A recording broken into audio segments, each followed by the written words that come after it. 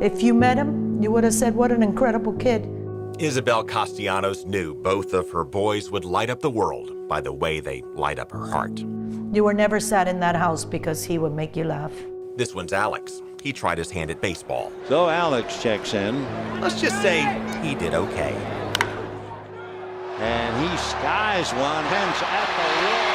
So you might expect Alex to get most of the recognition.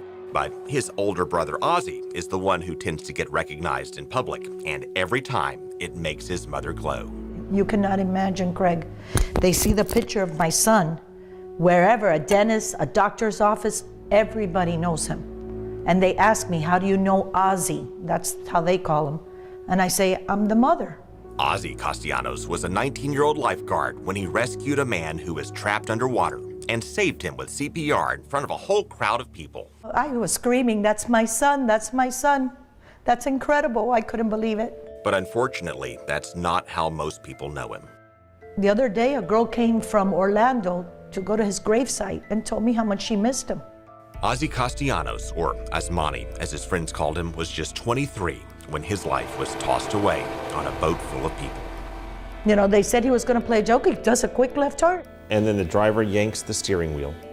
No, it goes like this. He falls off and the propellers sucked him in.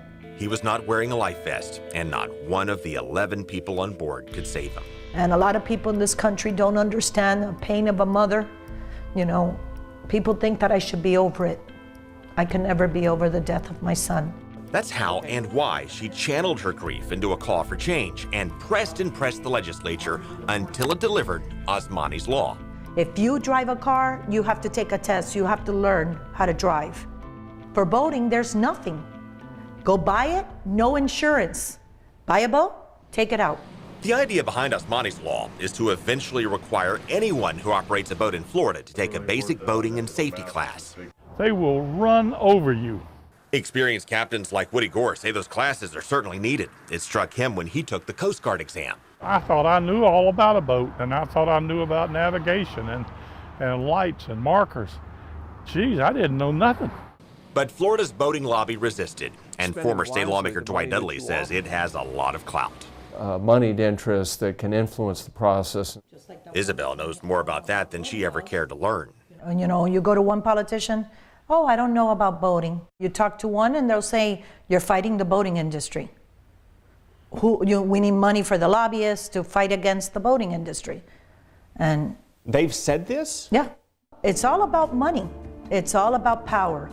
And on that note, while the idea was to require all boat operators to take a class, state lawmakers watered down Asmani's Law. Instead of phasing in all, they dialed it back to boaters born after 1988, exempting most boaters across the state. And I did not know that Isabel did not know that until we sat down. Now you gave me a surprise that things have changed. It's okay. I'm glad you did, because you opened up my eyes, something that's so simple. And yet now, they washed it down. She says this may be a lesson in politics of what can happen if you let down your guard, and what will happen when she continues the fight and never backs down. Even if it takes me forever, I will. You'll see it.